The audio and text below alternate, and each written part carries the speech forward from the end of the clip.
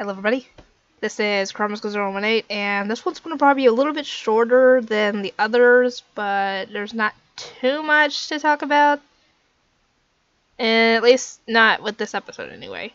Anyway, this is my thoughts and recap for Blue Exorcist episode 24. Next episode is the finale, the season 1 finale, but I'd say the series finale because that should have been how it ended. Anyway. Oh, I didn't even realize I had a bruise there. Oh boy, yeah, it's funny. I didn't even notice I had a bruise. Anyway, let's see what happens in this episode. Essentially, the others try to get Yukio to snap out of it and come to his senses. Doesn't really work. And Satan ends up kicking their butts. Thankfully, Kitty is able to get up there and essentially get them out of there, thankfully. But considering how some of them are injured, yeah, it ain't gonna stand too much of a chance against Satan at this point. So essentially what their plan is to try and distract Yukio long enough for Rin to go and close the gate, because he was able to do it last time in episode 1. No, not episode 1, episode 2, I'm sorry. Episode 2, not episode 1. Episode 1 was him finding out he was the son of Satan. Anyway, they have to distract Yukio so he can get to the gate, otherwise Yukio's going to attack him and they won't be able to close the gate. Because that's essentially what... Because if that gate's closed, Satan's plans goes out the window. Or Satan's plan goes out the window, not his plans. He's only got one plan. Anyway, so the others opt to stay behind and, try and evacuate some of the students that are still there because they're all taking cover because, yeah, demons are pouring out of the gate. Satan's sending out random attacks all over the school. Sadly, Shiemi decides to do something not very smart,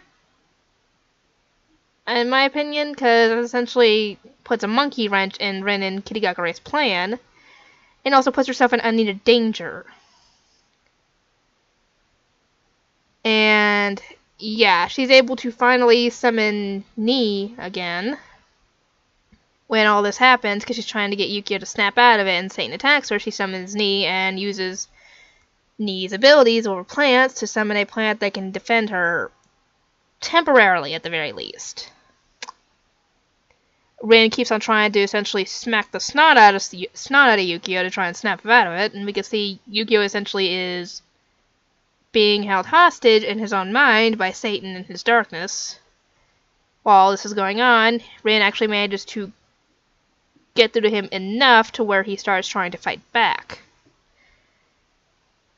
Just when you think that he actually is able to succeed, Satan, aka Yukio, shoots him. And would finish the job, but Yukio fights back at this point and stops himself and threatens to shoot himself to kill Satan, essentially. So essentially he threatens suicide to get rid of Satan.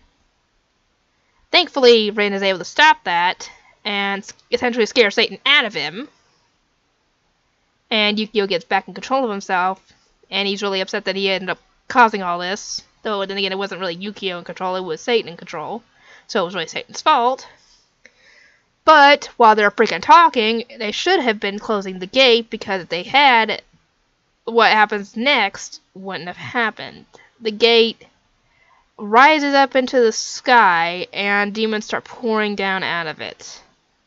So essentially it's going to be a lot harder for them to destroy the gate. Yeah. So now they got a bigger problem on their hands. They got a hard time getting to the gate than they did before, because Yukio might not be guarding it anymore, but now it's up in the sky where it's harder to reach. Anyway, like I said, next episode's the last episode, so once I get that done, I can start, working on Sword Art Online for everybody. And, yeah, I hope you guys enjoy it, and I will see you all next time.